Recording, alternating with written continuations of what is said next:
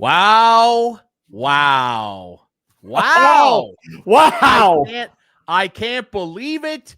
And boy, is it unfortunate the way that our timing works out that we have to do this show before Game 6, which is hopefully the final game of the 2025 World Series. If there is a Game 7, we'll see. A lot of our viewers, of course, you watching the Owen Sound region Friday nights before Owen Sound Attack Hockey, and of course in the London region as well. All over YouTube, your favorite social media platforms, podcast apps. Many of our viewers will see this on Friday morning, maybe Friday afternoon. Get yourself greased up for the game. That's right. That's right. If there's Game 7, we'll see. A Game 6 pregame. That's why we got to treat this.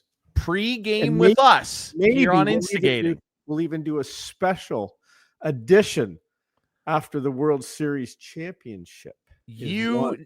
You never know. I like that attitude. And I like that a lot. We have a new viewer. I want to get this out of the way right off the top. Okay.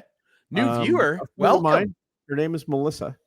And she was watching the show last week and watched a couple episodes. She thinks we do an outstanding job. Okay. So I thought you were going to tell me something else. However, she says, quote, Drury talks a lot.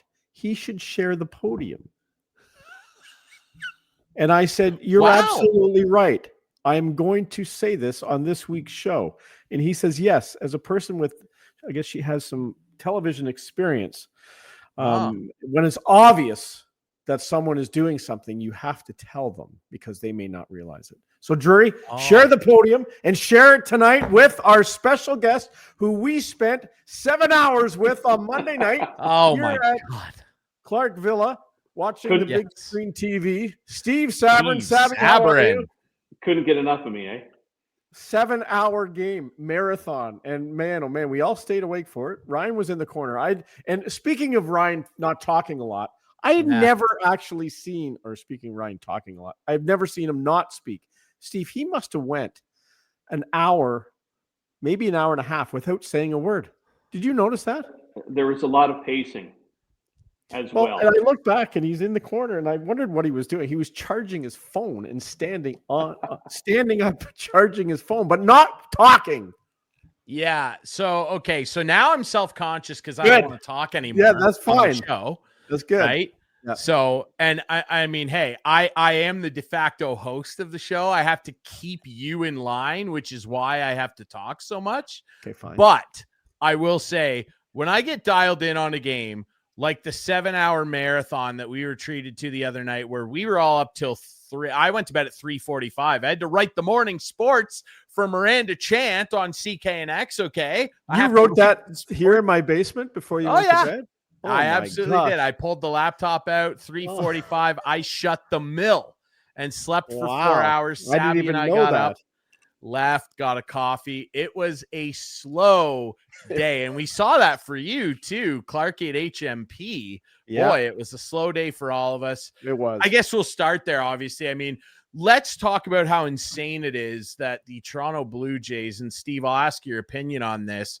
When we saw that, and we had a long conversation on the way home from Clark Villa, when teams lose heartbreaking games like that, think about triple, quadruple OT hockey games. Generally, the team that's on the losing side of that, it's over for them. And the Blue Jays said, nuh-uh, not us. Can you explain to me how you're feeling sitting here, a win away potentially from a World Series? Well, you know what? It's interesting that you bring that up because you're right. Normally when we see a team go through that long of a game and then you got to play right away the next night on hostile ground, of course, at the away stadium. The one thing that's great about baseball is that you get to introduce a guy to the next game that is ready to go. And that guy in that next game was Shane Bieber, the starting pitcher for Game 4, who came out like a rocket and pitched the best game of the season for him to allow to give the Jays a chance to get back into the series. So, I mean, hindsight's 20/20. It's great that the way it worked out, but I tell you, it was a little disheartening after we shut off the TV for sure. Then the second part about it is you start to read the quotes from the players of Toronto, right? Ernie Clement, Eric Lauer, things on those lines about, no sweat, we're back. We'll just get retooled for game 4 and go at it. And they did. It was amazing. It was amazing, dude. And Clarkey, like, you talk about me pacing around. Like, when I'm dialed in on a game like that, that's that intense, where one swing could end it, and Freddie Freeman's one swing did end it in the bottom of the 18th. I get in here and I retreat. I'm not a big talker away from a microphone. And I was just dialed in. And Clarkey, for us to watch that, get up the next day, dead tired, and then watch the performance that Shane Bieber, like Steve alluded to, put together, and the team bats put together. Utterly incredible. It was, for sure. And the unfortunate part in that 17 or 18 inning marathon, and we talked about it, is the Jays had no one left hitting. They pulled a lot of their hitters out of the game. And we questioned it when it happened. This isn't, second guessing. We were first guessing when it was happening in real time. And they were like, they had a shell of their lineup as it went on. And then unfortunately, who's left in the bullpen after everyone else had gone? Brandon Little. Poor Brandon Little. I feel bad for him. I really do. Like, he has not pitched well. There's no doubt about it. Like, let's be honest about that. But to have to come in I thought he pitched fine. Well, given the circumstance, I thought he was fine. Yeah, Freeman catches the tater, but like, I thought he did fine coming into a really a lose-lose situation almost. Like, yeah, pretty much. I mean, we all said at the time, here's a chance for this guy to turn the page. But he unfortunately for him, I don't think he'll see the mound again in this series. Ideally not. Ideally not, unless they get up 11-0 in Game 6 and bring him in for the last inning. I genuinely Steve might not like that because he might still be nervous at 11-0. But you never know. It's never enough. It's never enough unless you're down 3-1 to Seattle. Then it's enough. Yeah, as Turnstile said this year, it's never enough. I want to just say quickly, like, when the Jays win this World Series, okay, I genuinely hope that they pick that guy up on their shoulders and parade him around, because again, the abuse that guy took for being in situations, 2 of them now in this playoffs, that just are not his fault. And yeah, you're there, you're an athlete, you're professional, you're there to perform. He got thrown into situations that were just beyond his capability as a long relief pitcher generally. And speaking of long relief, I mean, to watch what Eric Lauer did, Steve, in that marathon. Well, the last thing we'll say about that marathon game, because then we got to talk about some winning. Okay. What Eric Lauer did was absolutely crazy. Yeah, that was a gutsy performance, and I think that was the one of the things that they definitely took with them into the next game, saying, "Hey, we just need to get a couple of sticks going, and our pitchers can hold them." I will say my piece about Brandon Little. I give him huge heaps of praise for doing what he did. He's a 1-inning guy. He came in, he did his 1 inning, but then they didn't have anybody else, and he had to go back up there. Again, it was a situation that he had like less than a 1% chance to get out of, because then after Freeman, he still had to face guys like Muncy and a lot of power in that lineup. So Lauer's performance, I think, definitely put a charge, and he was fired up after that game. And then the other question becomes, okay, we expended our entire bullpen. It's all on Bieber's shoulders, and he took him for a ride, and then Chris Bassett came in as well. So it was just an incredible situation for Game 4. I will say this too: for as much as Jays fans get on Brandon Little, how do you think LA fans are feeling about Banda right now? The same. Jeez. They have to be. They have to be feeling the same. even worse. Yeah, because there's a lot of other guys too they feel about Brandon Little, I think, in the bullpen. That 18-inning game, all their bullpen was great. Besides that game, they have not been great.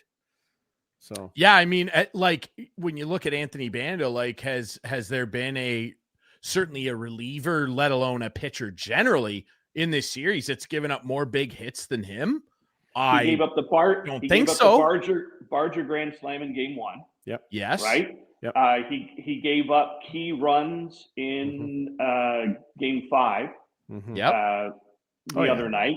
He came in to shut them down in a single and a sac fly or whatever, and things were put together, and the Jays manufactured off him. So, they have not been tremendous.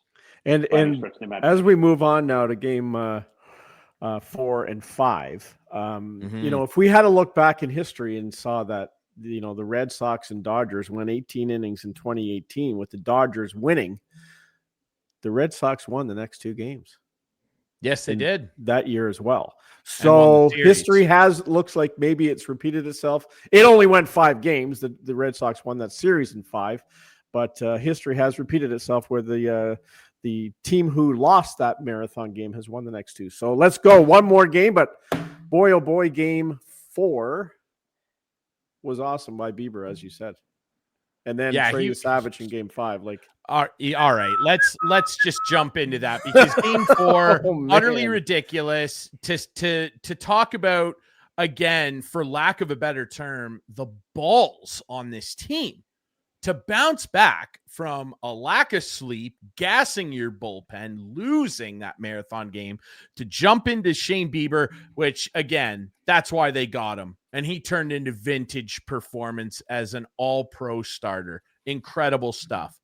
Roll it into game 5, where now you're thinking, geez, a lot of people still doubting these Jays, going, man, they're lucky to be here. I'm going to cut you off because that's what I can do now. But yeah, that game 5 day before the first pitch, I was so confident that Yesavage was going to. I was like, they are going to win tonight. I have no doubt about it. And look at the first 2 batters. First pitch of the game. I felt the same way, and clearly the Jays did. I didn't think it was going to look like that immediately, but let's dig into this, because we flip over to game 5 and people are still doubting these pesky Jays. They got lucky, and the Dodgers, their bats are going to wake up. I don't think so, because we'll start with how the game started. With Blake Snell back out there, the grumpy-looking lefty, and he was grumpy immediately because this young gentleman, who, again, in a series of unbelievable heroes stepping up at different times, it's Davis Schneider, who he revealed to Hazel May after the game. He found out he was hitting leadoff because George Springer is hurt. We'll see if he's able to play a little bit in game 6 or 7. He found out 2 hours before first pitch that he was leading off, and he decides, well, I haven't hit leadoff in a while. Let me waste no time. I'm going to incinerate the first pitch that I see into the seats. And he did. And then Vlad came up, saw 2 pitches, and went, let me get in on this party too. I'm the best player in baseball right now. Let me absolutely tattoo one. 2-0 immediately, and Blake Snell has thrown 3 pitches.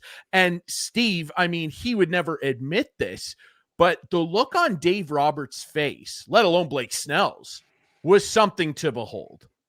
Well, he was devastated, to say the least. That is definitely not part of the game plan. A couple things about Schneider's at bat. Number one, the knock on Blake Snell in his game 1 start, he didn't have fastball control. He wanted to spot his fastball better. That was no surprise to anybody. Every analyst was talking about that. He had to better set up his fastball so he could use the rest of his repertoire against hitters. So if you're Davis Schneider, what are you going to do when you come up to bat? You've got nothing to lose. You've been dropped in this situation. You're looking fastball all the way. And what gets pumped as the first pitch? A fastball. And he got it. The stories were amazing. I don't know if you guys saw the post from Davis Schneider's dad, who was in the stands. They were kind of upper seating just to the right of the home plate. And Schneider launched it, and they were going crazy. It was a magnificent a piece of TV there, social media. But yeah, like you're looking, and then you're Vlad, you're the second batter. What are you doing on deck? You're looking at that first pitch delivery and going, okay, I'm going to sit on it, because he's not going to throw you a hook or anything, because he just got rattled. Mm-hmm. So I think Vladdy hit a slider, didn't he? Down and in slider. Down and in. He was ready for it. But the first pitch was an off the plate fastball. So it's an amazing. It was a great start, and then Yesavage. There was a story about him warming up, and he was getting all the verbal abuse you do as a starting pitcher from the other team, and the storyline goes, he looked at Pete Walker and says, "I love this." Yeah. And he does. Yeah. He's 22 years old. Yeah. And I believe Derek Jeter, it was either Jeter or A-Rod alluded to this. He doesn't know any better. Right? He was an A ball earlier. He's another guy who's got nothing to lose, in the sense that he's going to go out there and just pitch his game, because he's only 8 games into his professional career. Mm-hmm. So it's incredible what he did, Steve. Like I and we're going to spend, I would call it a healthy chunk of this show talking about Trey Yesavage. Like, I don't think that that's a big headline that people are expecting. I think people are expecting us to do that, and we are going to.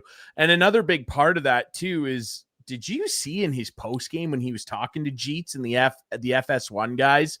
I think Kevin Burkhardt asked him, like, do you remember a game where you were in a pressure situation like this and performed this well? And Yesavage goes, yeah, I think last year in college ball, we played a game against like Wake Forest. I'm like, Wake Forest? You're at Dodger Stadium, brother. I can't believe this guy. I feel like I say this every single episode we come on here now. This kid, you want to talk about showing up on the scene and immediately being a freak. That's what this kid's done. And, you know, I heard them talking on Overdrive today. Like Jamie McLennan said to Brian Hayes in the O-Dog, he was like, if you're Yesavage, how can your career possibly improve from here? It's insane what he's walked into the league. A-ball in April, jumps up into the majors in late August. He's had more playoff appearances than regular season. 12 Ks yesterday, most by a rookie ever in a World Series game. He beat Newcomb's record, which was set in like 1949. Bob Newcomb. Can you believe that? And who did he play for? The Dodgers. Yeah, well, the Brooklyn Dodgers. The Brooklyn Dodgers. Still the Dodgers, but the Brooklyn, like they weren't even in the Valley yet in Los Angeles. Incredible stuff. So not only does he do that, he's also now the owner of the most strikeouts in a postseason run by a rookie pitcher. And he continued to pile up disgusting stats as well. There have been 2 games. This is what Opta Stats put out yesterday. Look at Yesavage, cool as a cucumber. 2 games in Major League postseason history. This is a league that's 140, 150 years old, where a pitcher struck out 10 or more batters, struck out 5 consecutive batters, struck out 50% of the batters faced, allowed fewer than 5 base runners in any scenario, and earned the win. Both of those games belong to Trey Yesavage. Absolutely insane stuff. I can't believe it. And 0 walks yesterday. He's the only, so he joined, I believe. It's unbelievable. And one, history, he gives up the home run to Kike Hernandez and 2 infield hits. That's it. 3 hits, 2 infield hits, and 0 walks. What a performance. And you look at that, and if you're the Dodgers, you go, Kike Hernandez is the guy that's getting it. Like, who expected that?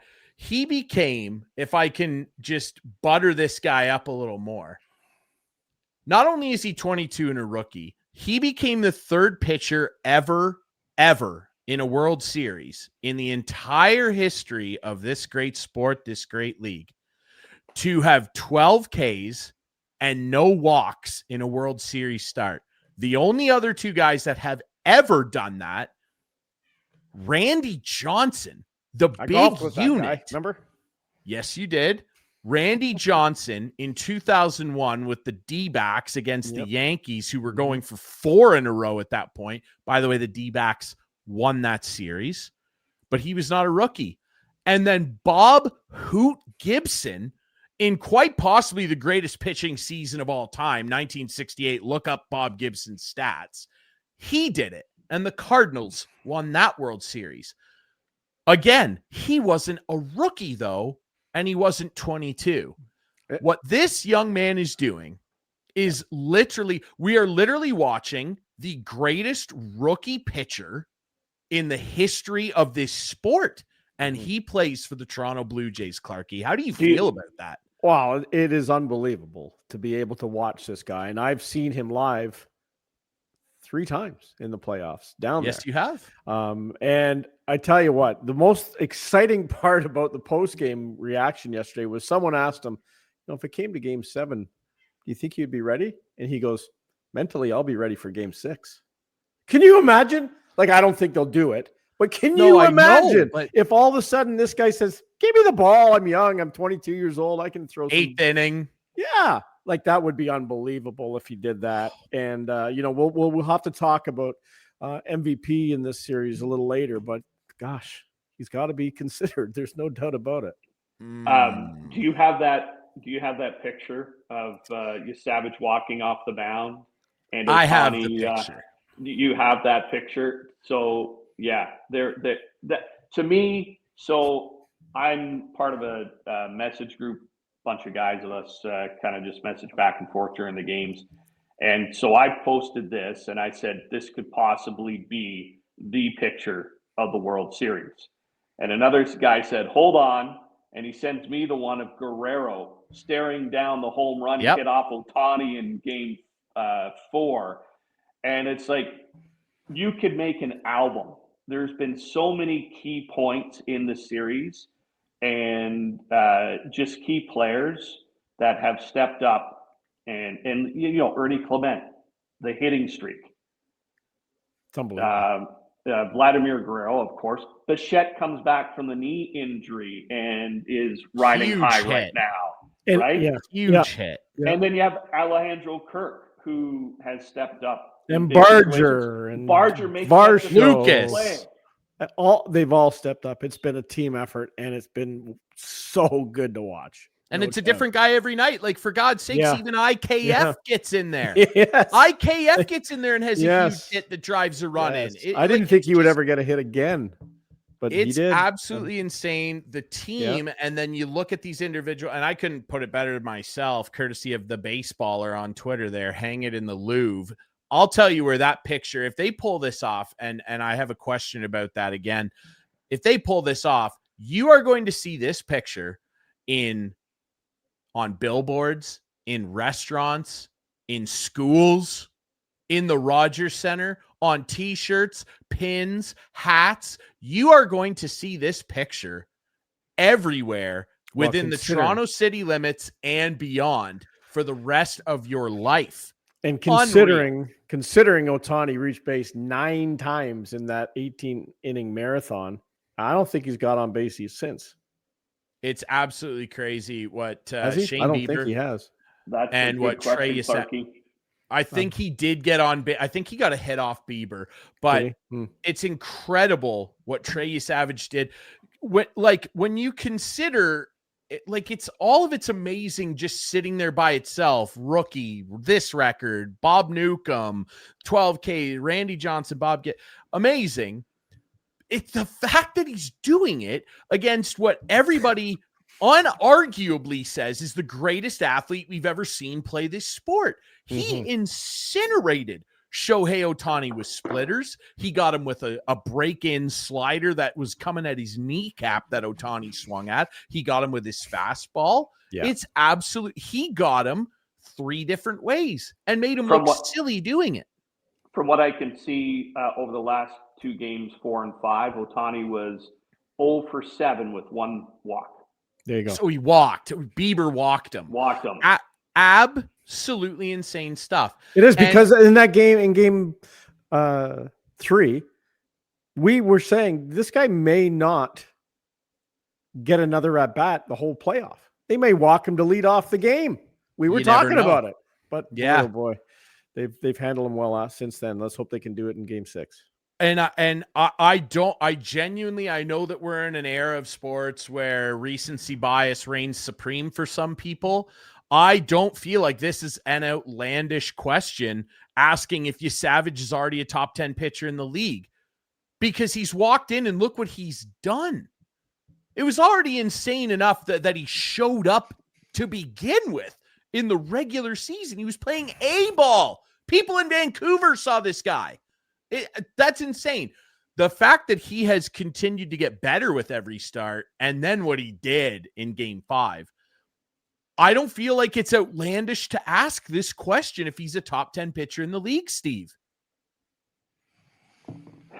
Yeah. That's you can't rank it yet.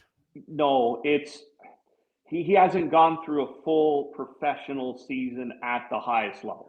I understand that, but what he has done is gone through an entire playoff run. No doubt. No doubt. He definitely has the potential to be, but I don't think you can put him there yet. Let me ask you this.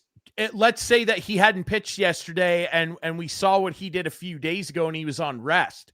Can you give me 10 pitchers that are in baseball right now that you would rather have on the mound than him tomorrow? At this moment, I can't. No, I can't. No, I don't know that I could give you 3. For sure. But what I'm saying is guys get hot. I get it. Yeah. And that doesn't mean they're in the top 10 when guys get hot. So let's just let that one slide. Yeah. I have to ask. Definitely, I would say he would be he's, to me, right now, he was where Juan Guzman was in his career.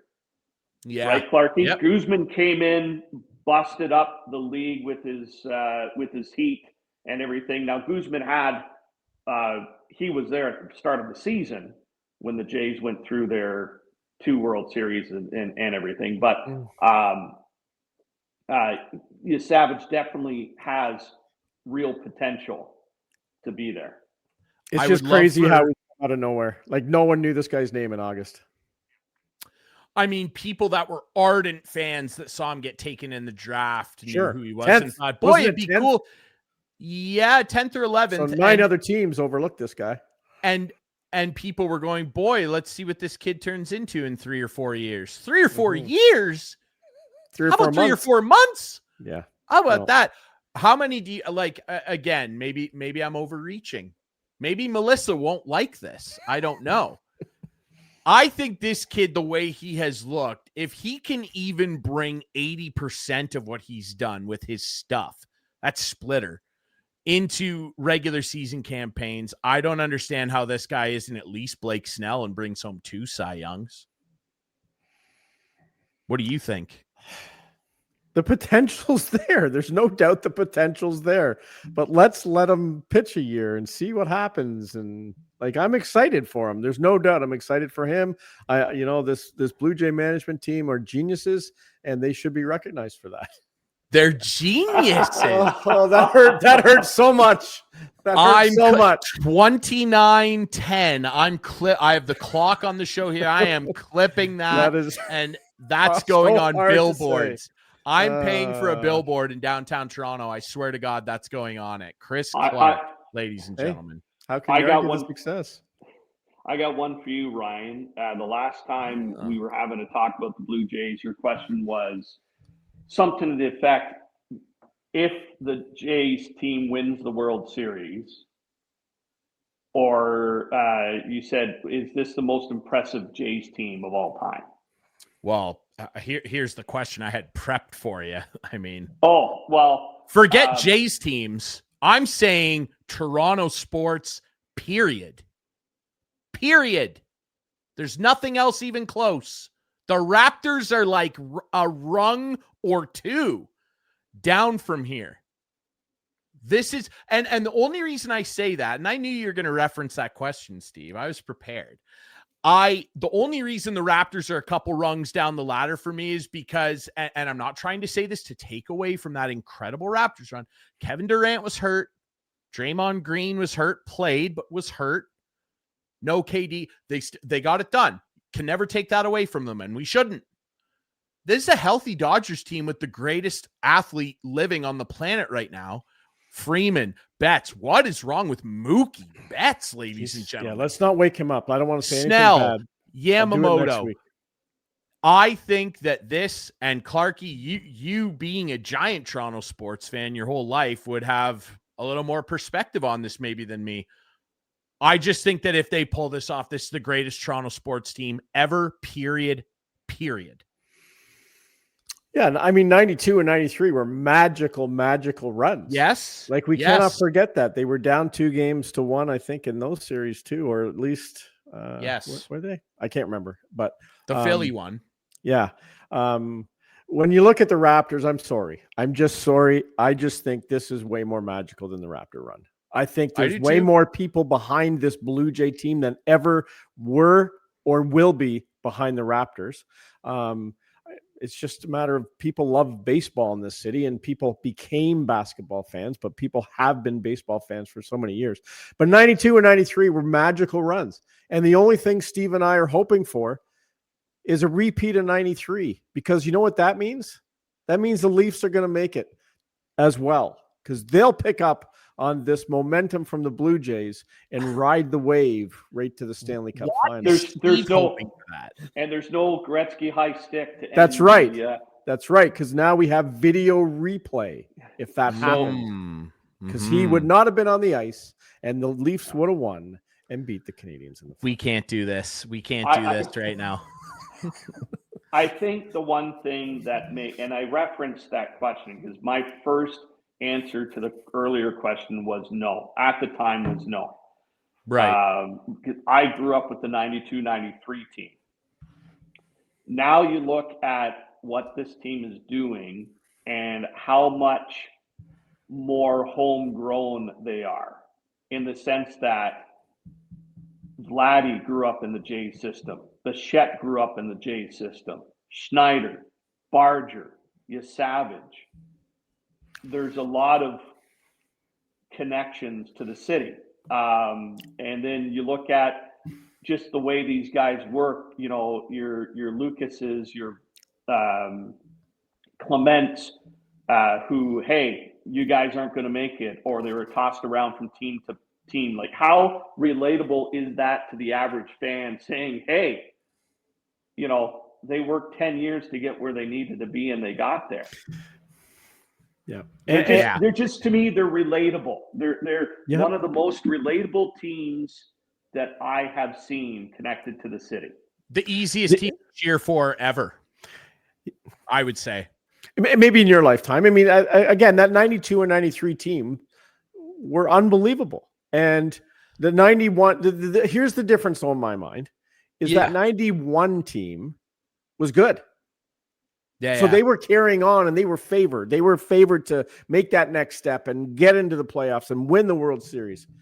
This team wasn't. This team wasn't at all. That's my thing with this, right? Yes. Because the 92 and 93 teams set the tone really for modern day success in the city.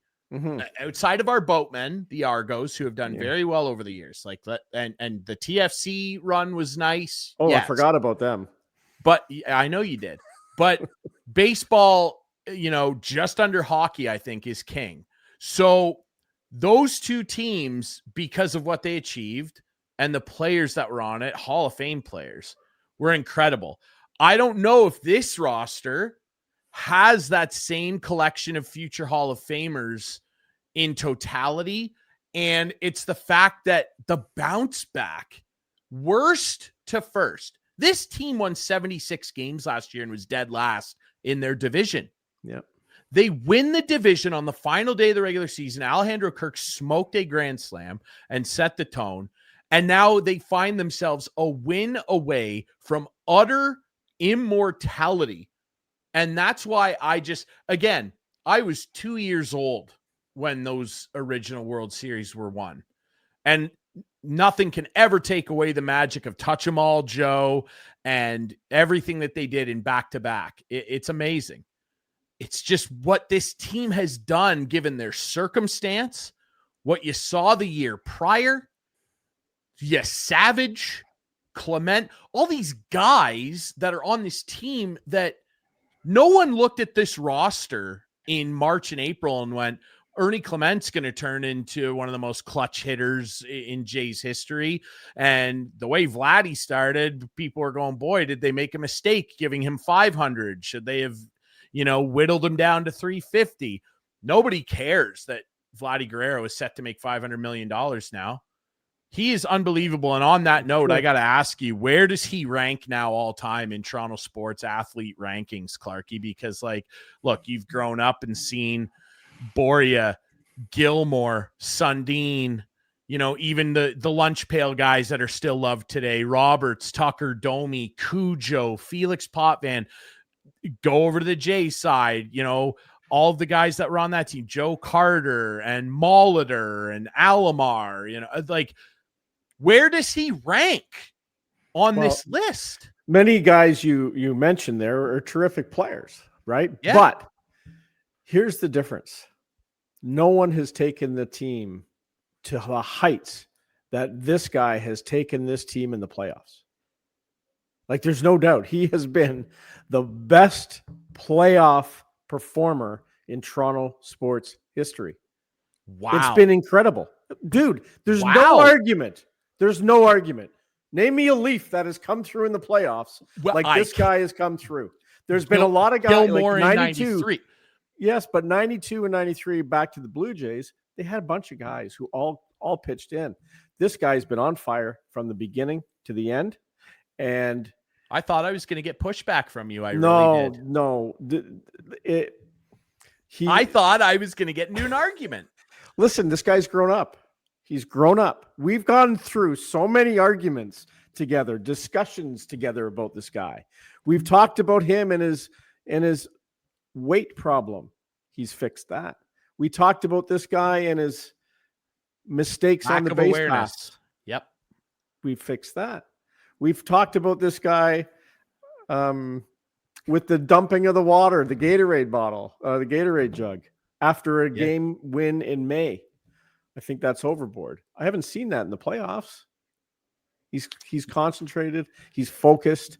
He is by far the best playoff performer the city of Toronto has ever seen. That's amazing. Steve, do you have anything you'd like to add to that? What can you add to it? Well, I'll point to the emotional connection. Born in Canada, son of a former Montreal Expo, Hall of Famer. Hall of Famer, grew up in the Toronto Blue Jays farm system. Toronto kept him to be the face of the team. They kept him for a reason.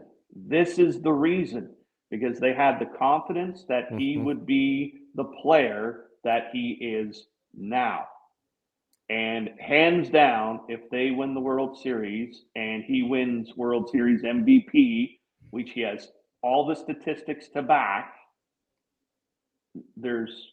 he is number one. No doubt. And you know what I've enjoyed? I've really enjoyed watching, and I've seen them since this guy came into the league, but it just seems to mean a little bit more now when you see this little 4 or 5-year-old kid at the Big O in Montreal with dad high-fiving players. This guy's been around baseball for so long. Like all his life, he's been around baseball. And for this to happen to him, I think is just incredible, and I'm so happy for him. I really am.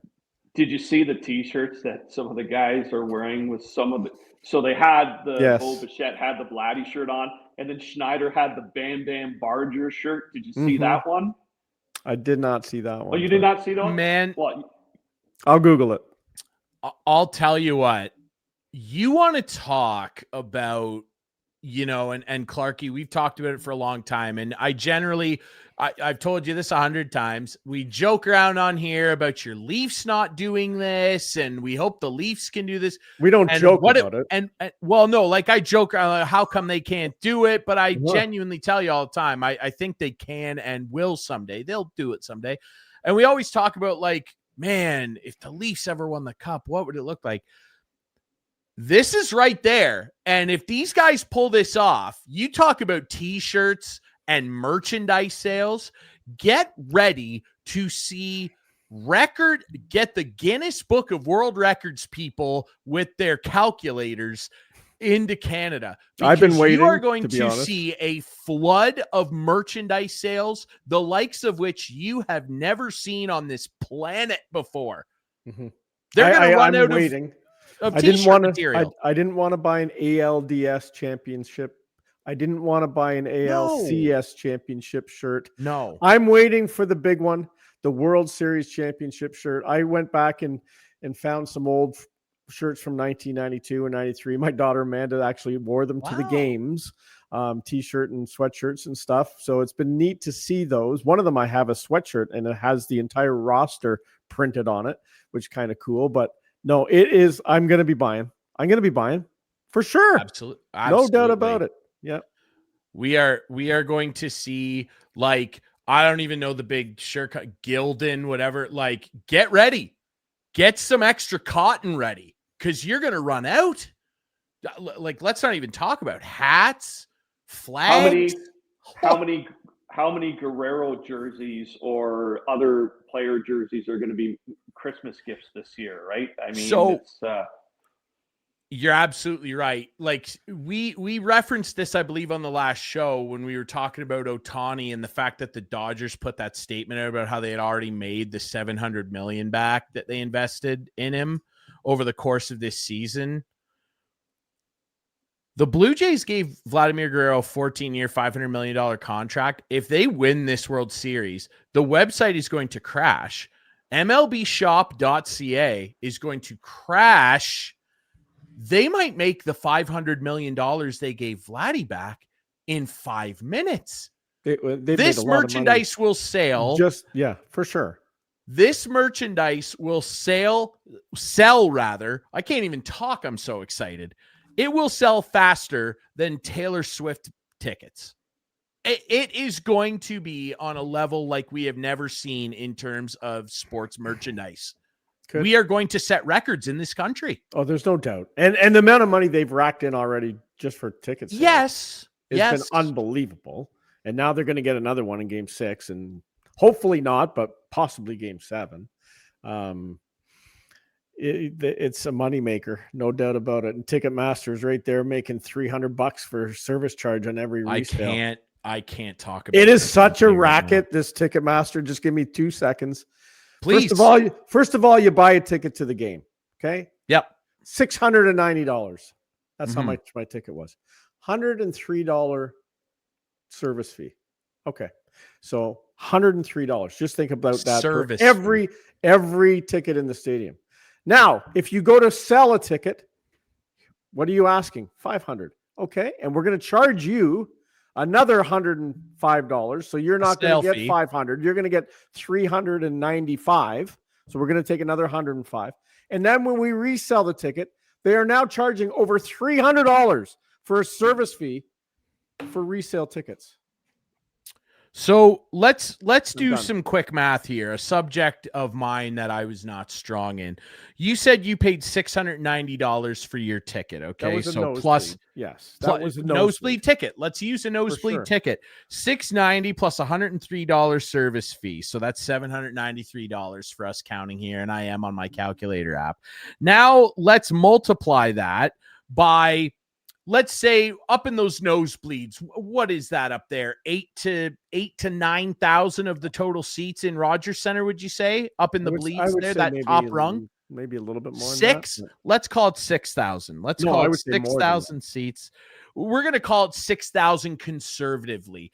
So let's say that everybody up there paid the $690 that Clarkey did and all got charged $103 times 6,000 seats. That's $4,758,000. Okay. Or, to put it in sports terms, how much was it? A Brandon Carlo, if you how much? $4,758,000 for just those 6,000 seats, assuming they're all 690. So do this, Ryan. Just do this for me. Let's just say every seat in the stadium was $600. So every times seat that by 42,000. Isn't it 48? No, it's less now. It's like 42. Okay, we'll go 42,000. So that's $25 million just $200,000, and that's if every ticket was that, and it's not. Believe me, most of the tickets below the 500 level are well over $1,500. This team has made so much money in this World Series. But Ticketmaster is, and they're doing this with every single event that they sell tickets to. Mm-hmm. Taylor Swift, Morgan. Well, I don't care who Ticketmaster and Live Nation own the racket on. And you said it, Clarkey. It's a racket for sure. Why is this legal for this company to be doing these service charges? What is the service I'm being charged for? Right. Clicking buy. Yeah. What service have you provided outside of the platform for me to do this? Why is it worth $103? Exactly. This is somebody do something. Somebody I'm bringing it up right now. Junior bat into their office. So I can buy a ticket right now. Section 538, row 12, $1,867 for tomorrow night. Okay. $1,569 plus $298 service charge. Percentage of the total ticket price. What did you say? What did you say the service charge is, Clarkey? Well, it was 300. It was 300 on that one. But like the bigger the ticket, the more the service charge. Here's another one. Here's one in the lower bowl. $4,000. Okay, $3,500 a ticket. $638 for the service charge. $683. Wow. Okay, 683. Let's times that. That's lower bowl, you said? That's lower bowl. But that's only on resale. That's not on. I don't care because they make it. Value. They make it twice. That's what 3 times gets. So let's do 683 in a service charge times lower bowl seats. Let's call it 22,000. Let's call it 22. I'm just throwing a number out there. This is times 22,000 seats. Yeah. So that alone is $15,026,000. Here's another. Let's multiply that by 3 resales. One more for you. Here's one. 3 rows up from the Jays bull dugout. Okay, 3 rows up from the dugout, $9,753 plus $1,853 service charge. And there's nothing you can't get around it. You have to pay it. No, and somebody has to do something. $1,800. $1,853. Let's multiply that by how many seats are worth. Whatever. They are 3,000 seats, billions and billions. 5.559 million. Right there, and then you multiply that by 10 different resales. And this is one game. Million. And that's just what Ticketmaster draws in on the resales. It's illegal that they're doing this. You want to talk people are talking about the mafia and La Cosa Nostra and all that. That's what Ticketmaster is. That Ticketmaster is Al Capone. I swear to God, it's like Al Capone's kids or something are running Ticketmaster. It's absolutely bonkers. How is this allowed? And and for fans, right? That it's been 32 years since we've seen these Blue Jays here. Why do you think I spent $600? Yeah. And if I got a ticket for tomorrow night for $600, guess what? I'm jumping on it. I'm going to buy a $600 ticket.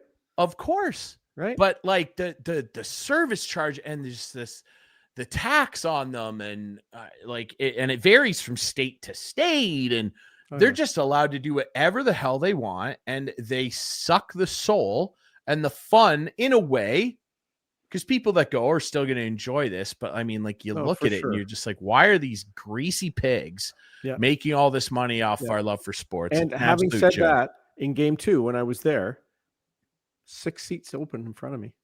6 seats. Yeah. Actually, I think it was 8 or 10 open.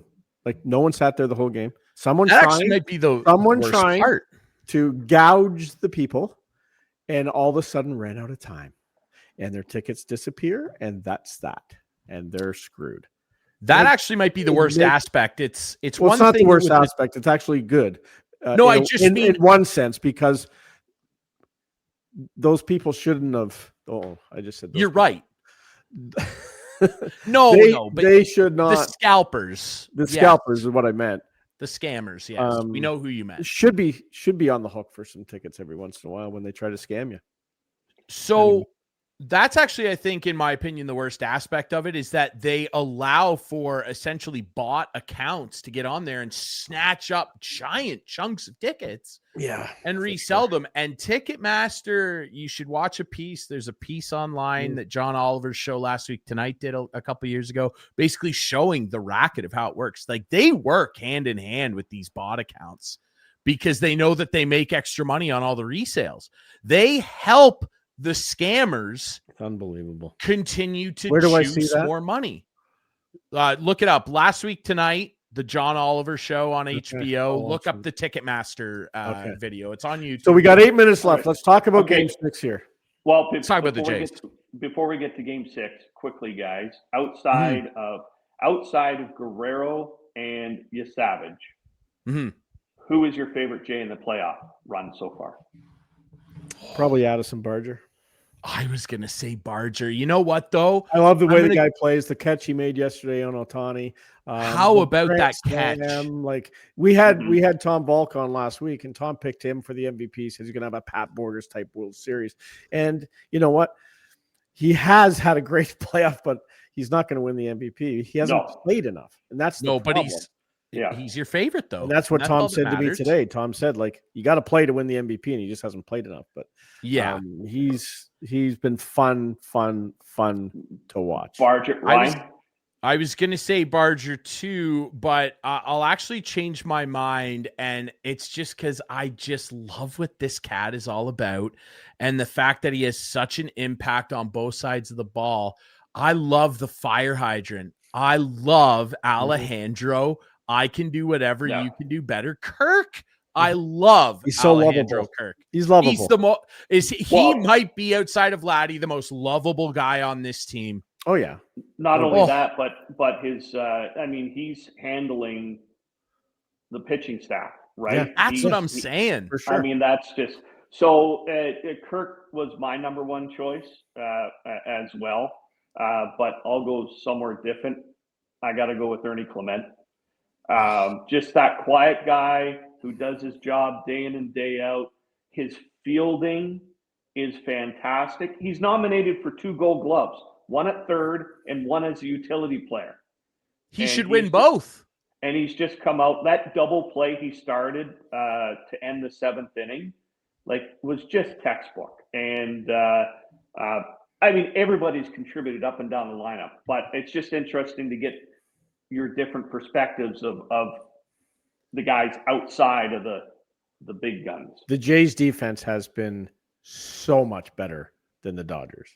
Let's just hope that continues. The Dodgers, and again, I sit there and I look and I'm like, and I love watching the guy play. Obviously, I don't want him to have any success in this series, but I'm looking at Mookie Betts and he looks like a ghost of himself out there. It really is incredible. And I mean, he'd walk into the Hall of Fame if he retired tomorrow. He's already had an incredibly storied career. He has been, I'm not really sure what he's been. Lackluster, certainly. And I want to highlight one more thing too. You talk about the Jays defense and the evolution of Vladdy Guerrero Jr. Clarkey and how big of a turnaround he has had, in your opinion and many people's opinion that criticized him rightly for some shortcomings in his game.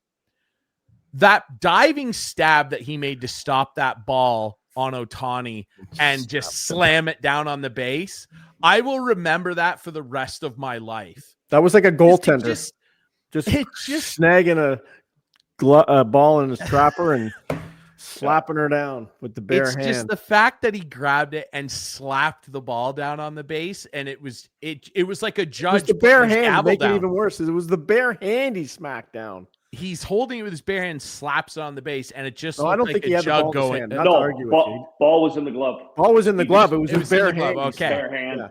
Yeah. Either or. It just looked to me like Judge Judy slamming the gavel down and saying, case closed. And we are certainly hoping that the Jays say that on Friday. If not potentially Saturday, we'll see. But we're hoping for Friday. Do it guys. Friday. I said Jays in 7, but I want them now desperately to do it in 6. So you guys saw the report from TSN that Springer's more than likely in the lineup Friday, eh? Well, there has been that report. There was a report he was nearly in the lineup last night too. He was going to pinch run. He was going to pinch run for sure if Bichette got on base. Man.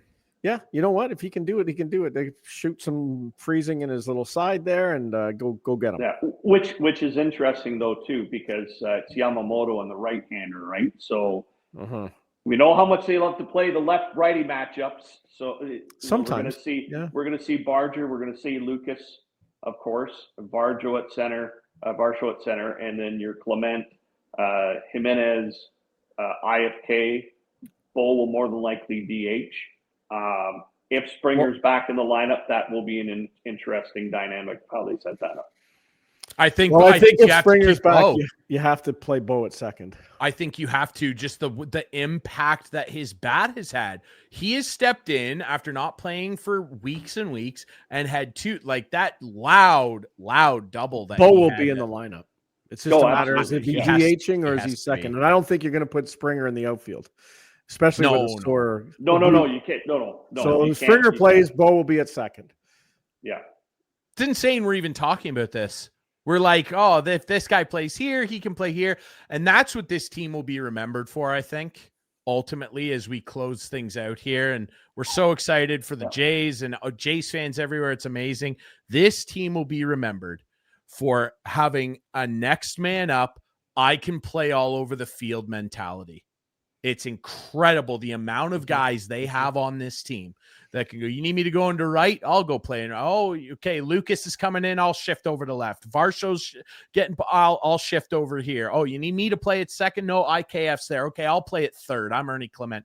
Oh, I'll play in the outfield too. It's nuts. It's absolutely nuts. And take that to the pitching staff situation. I'm Chris Bassett. I'll come in. Unbelievable series. He's been so good. I'll do long relief. I'll do whatever it takes. Eric Lauer, who's seen minimal duty in the last part of the season, comes in and throws, 50, 60 pitches. 60-something. Yeah. So, I mean, everybody is playing for the next guy. Scherzer telling his manager, you're not taking me out. Dude, you know who's starting Game 7? If they go to Game 7, it's Max Scherzer. Yeah. Hey, well, you know what? And I kind of – I feel bad for him because you're on the cusp of winning in Game 6. He's okay with it, Steve. And he doesn't get to pitch. He's okay in with a situation. I'm telling you right now, he'll be okay with it. He'll be okay with it. He's done enough. Let's get some predictions. We only have a couple minutes left. Yamamoto scares the crap out of me. I think the Jays win a low-scoring game tomorrow, 2-0. 2-0. No. Wow. Oh, that's asking a lot of Gosman. Well, maybe. You know what? Or Gosman and Bassett and I'm gonna say I'm gonna say 5-3 Jays and 10. Extra innings. Okay. Oh my gosh. Wouldn't that be awesome? Give me Jays 4-2. And Jeff Hoffman is going to throw the final pitch with that sweep away slider. And Jeff Hoffman's going to walk off doing the flex. That's how the World Series ends. He won't be walking off. He'll be carried off. That's what we think's going to happen, ladies and gentlemen. Enjoy these games. It's been an unbelievable, miraculous season. Continue to enjoy it. You can catch it all on Rogers. And of course, you can catch this show with our friends on Rogers TV in the Owen Sound region, Friday nights before Owen Sound Attack Hockey, Saturdays and Mondays in London. And of course, you can catch us on YouTube, all your favorite podcast apps. Follow us on social media at Instigating Pod. Go Jays. We want to come back next week with some serious partying going on. Enjoy it. Let's go Blue Jays. Let's go.